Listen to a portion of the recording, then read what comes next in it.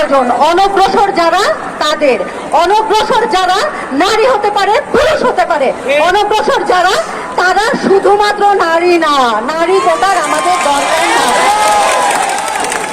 আপনারা যখন 10% নারী কোটার কথা বলছেন, 10% নারী কোটা মানে যে ঢাকা শহরের নাম করা স্কুল কলেজে পড়েছে, যে ঢাকা শহরের ঢাকা বিশ্ববিদ্যালয়, জাহাঙ্গীরনগর বিশ্ববিদ্যালয়, জগন্নাথ বিশ্ববিদ্যালয় এবং অন্যান্য পাবলিক বিশ্ববিদ্যালয়ে পড়ছে, বুয়েটে পড়ছে, মেডিকেলে পড়ছে, তাদের জন্য যেই 10% নারী কোটা, সেই একই সাথে কুড়িগ্রাম, সাতক্ষীরা, সুনামগঞ্জের যারা বন্যা কবলিত, দুর্ঘটনা কবলিত এবং যারা পিছিয়ে পড়া, সেই নারীদের জন্য 10% কোটা, এটা কখনোই সমতা হতে পারে না। নারী ঢাকা শহরের থেকে সব ধরনের সুযোগ সুবিধা পাচ্ছে, যেই নারী বিভাগীয় জেলায় থেকে, জেলা শহরে থেকে সুযোগ সুবিধা পাচ্ছে, তার সুযোগ সুবিধার দরকার নাই। সে অলরেডি অনেক সুবিধা প্রাপ্ত। যে অনগ্রসর, সে পুরুষ এবং নারী সবার জন্য কোটা প্রয়োজন, শুধুমাত্র একটা শর্তে, যে সে অনগ্রসর। সে অনগ্রসর হতে পারে সুনামগঞ্জের, শুধু নারীরা অনগ্রসর এরকম না, সুনামগঞ্জের যে ছেলেটা বন্যার সাথে বছরের পর বছর লড়াই করছে, সে কেন অনগ্রসর হবে না?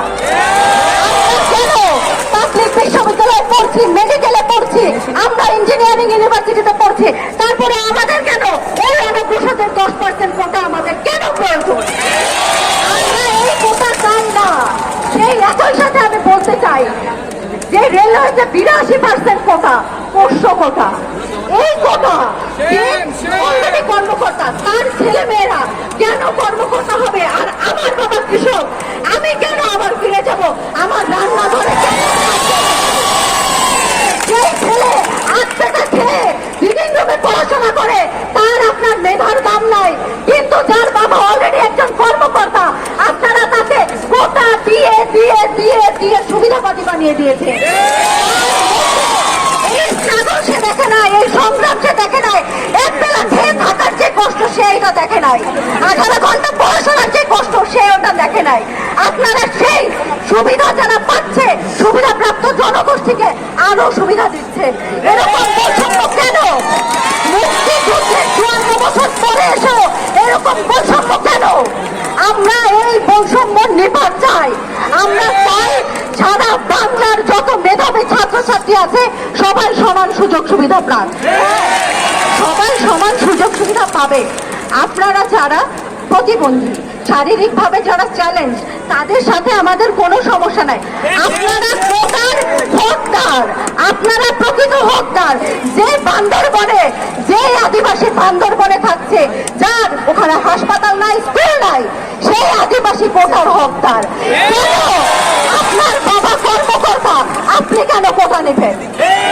আপনি জাতির সাথে বেইমানি করছেন, আপনি আপনার এতদিনের শিক্ষার সাথে বেইমানি করছেন, আপনি শিক্ষিত সমাজের সাথে বেইমানি করছেন। আপনার মতো সুবিধাবাদীদের কোটার দরকার নাই।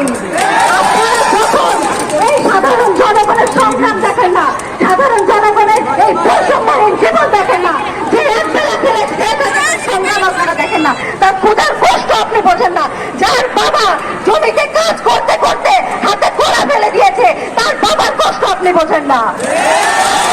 এই কষ্ট বোঝেন না, এই দরিদ্র দেশের দেশবাসীর কষ্ট বোঝেন না। আপনি হবেন দুর্নীতিবাজ, আপনি হবেন সুবিধাবাদী। আপনার কোটা আমরা সমর্থন করি না। আমরা চাই বাংলাদেশের যত অযৌক্তিক, অসামঞ্জস্যপূর্ণ কোটা আছে, সব ধরনের কোটার সংস্কার। আমরা চাই যারা অনগ্রসর, যারা প্রকৃতই কোটার হকদার, তাদের কোটা থাকুক। আমরা কোন সুবিধাপ্রাপ্ত জনগোষ্ঠীর কোটার পৃষ্ঠপোষকতা করতে দেব না।